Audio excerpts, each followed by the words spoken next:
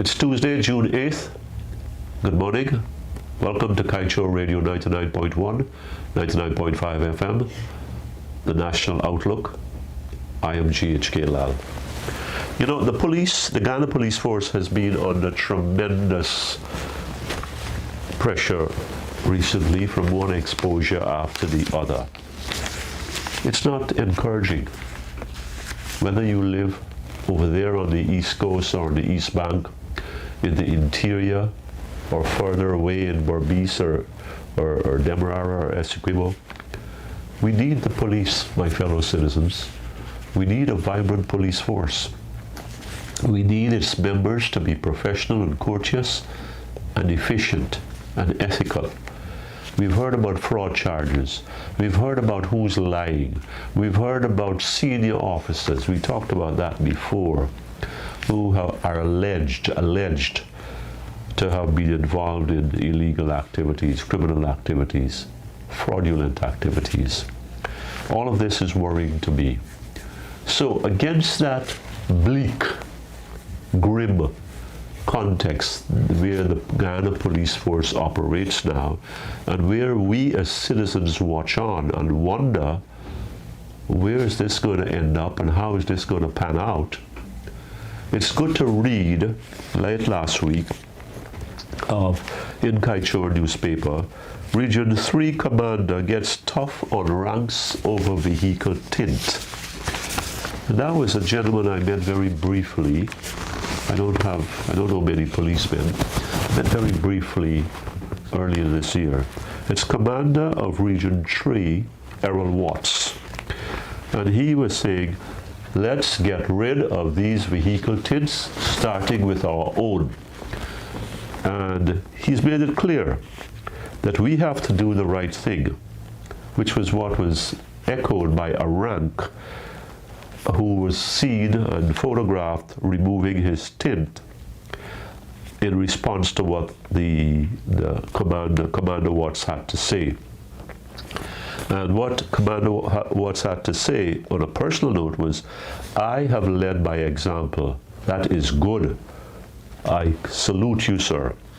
My state staff car that I use has no tint. He could have had one. I mean, as a senior police officer, that would have been officially approved. And I think that would have been acceptable. But he said, no, my staff car must have no tint. My personal vehicle that I use has no tint. And here's this now, he takes it further. No rank under my command is authorized to have tint. I mean, that's the way it should be.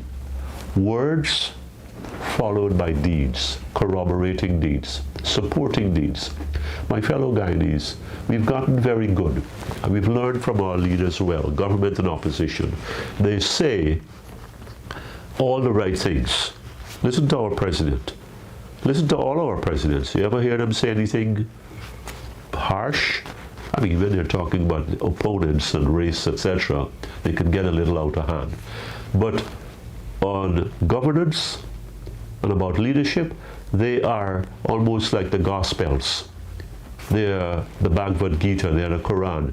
All the right words and the sweet words and the good words.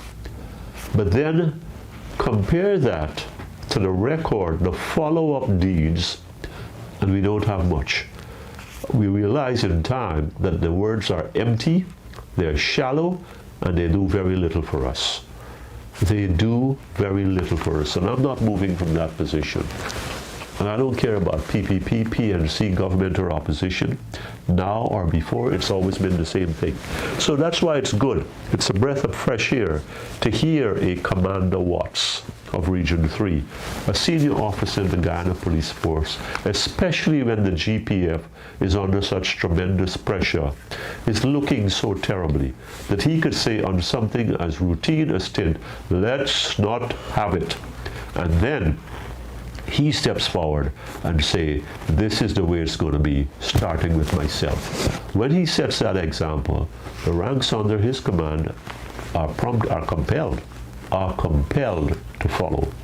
We must do the same thing. I always wonder why public citizens have to have those midnight tints.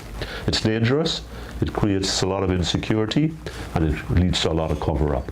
Until the next time, GHK Lal on Kaieteur Radio 99.1 and 99.5 FM. Thank you for joining me on the National Outlook.